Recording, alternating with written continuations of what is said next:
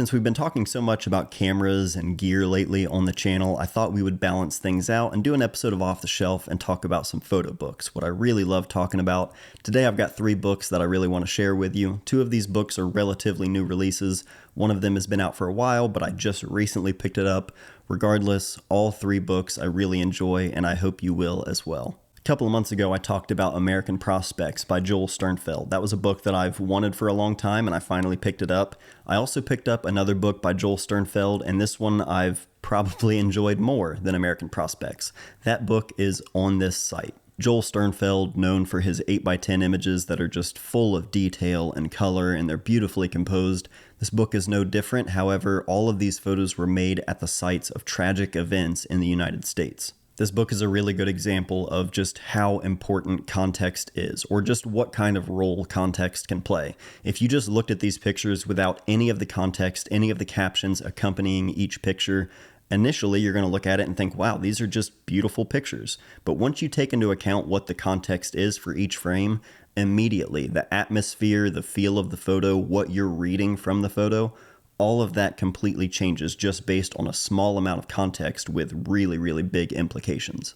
Maybe not as popular as American Prospects or as sought after, but I do think this is my favorite of the 2. If you're interested in this one, I'll have links down below. Next up is Angel's Point by Adam Ianiello. Shifting from the colorful 8x10 photos in the last book by Joel Sternfeld, this book is full of 4x5 black and white images made in Los Angeles, all within this same park. From these really wide, expansive views above the city to these really small, detailed vignettes throughout the park, you get a sense of the landscape there, as well as the city and its relation to the park, as well as the people and like the signs of the people that frequent that park. And there's something special about this like shared public space. I love seeing photographers make an entire body of work around a shared space like this. I talked about it a couple of years ago, I think. I did a video on Irina Rozovsky's book, In Plain Air. It's one of my favorite books to this day. All photos made in Prospect Park in New York. This is a very different book entirely, but it has that same kind of feeling of, all work made within this shared public space. This was one that I was looking forward to for a while. I'd followed Adam's work on Instagram for quite some time before the book was released. So if you'd like to pick up a copy of Angel's Point, I'll have a link down below. And last but not least, probably my book of the year. I'm going to go ahead and call it because I'm just absolutely in love with this one. This is Juggling is Easy by Peggy Nolan. I first heard of this book last year on the Photo Work podcast with Sasha Wolf. It's an amazing podcast. If you're not already listening to it, I'll put links down below. She did an interview with Paul Sheik, who is the founder of TBW Books, which is the publisher of this book. He talked about this book at the time, and just hearing him talk about it, I was immediately interested. But then seeing the work itself and actually getting the book in hand not that long ago, it's immediately one of my favorite books ever. I can try to explain what it is I love about this work so much. I think if you know me or if you've seen any of my pictures before, you know why I love stuff like this, people photographing their own families. But there's an incredible essay in the back of the book by Rebecca Bengal that I want to read just a little excerpt from because it's just great. So much is in midair. The daredevil dive from the bridge into the municipal river, a backyard trampoline jump executed with a kid sibling on the shoulders. A skate trick, a trio of grapefruits in the split second before they crash to the floor, a balloon, a BMX rider appearing to soar over the heads of onlookers seemingly bound straight toward the palmetto tree. And then elsewhere, actually soaring over heads, crowd surfing the mosh pit being passed around by strangers, a handstand by the chain link fence in a dark littered yard with a kid in the backseat of an Oldsmobile staring wide-eyed into the camera, dirt spattering the tires, car doors flung open, making frames within frames. The photographs explode beyond their edges. On first glance, you might take these pictures for someone else's. The hypothetical friend from your own group who is some kind of prodigy, uncommonly good at photography, or someone who earned the trust of these teenagers.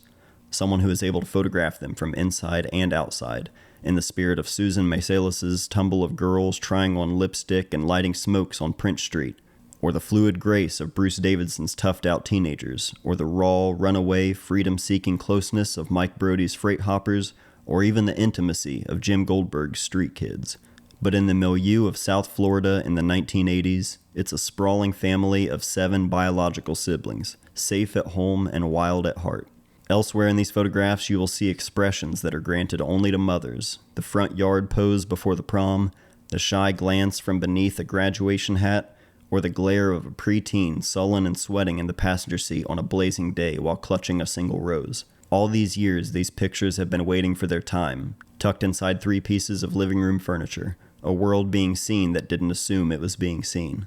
I kind of wish I had sat down to record my first viewing of this book because I had such a strong reaction to it. Like, I was yelling for Molly and having her look at every photo. I was just blown away by the simple but beautiful everyday life in these scenes. From the pictures themselves to the words and stories that accompany everything, it's just such a beautiful, complete body of work, something that, as they've mentioned, only a parent or a mother could make in that kind of environment. In terms of document your life and taking a camera with you everywhere, photographing your own life and family, this work itself, this is what I would strive for. This is just incredible. If you'd like to pick up a copy of this book, I would highly encourage you to do so. I'll have links down below, just like the rest of the books, as well as a link for today's sponsor, Squarespace. A couple of years ago, I self-published my book, Friend of Mine, which I sold on my website that I made with Squarespace close to a decade ago. I didn't have to link my book to some other third-party site. Everything was directly on mattdayphoto.com. I was able to control everything from the shipping, the inventory. It was all incredibly easy to do,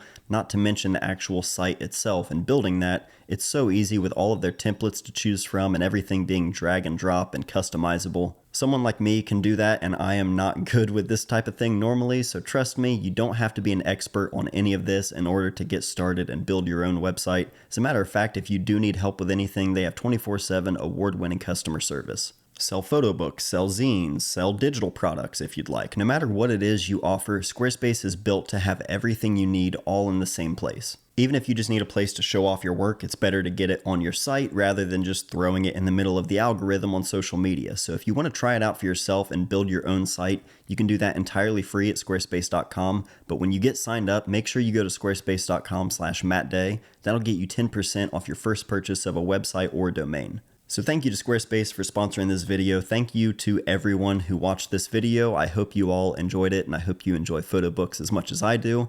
If you're tired of just seeing all the same stuff on social media, pick up some books. I promise. It's a much more worthwhile investment. If you have any questions about any of these books or any other books you'd like to see in a video, let me know in the comments down below. But that's it for today. Thank you all for watching. I love you all very much. I'll see you guys soon.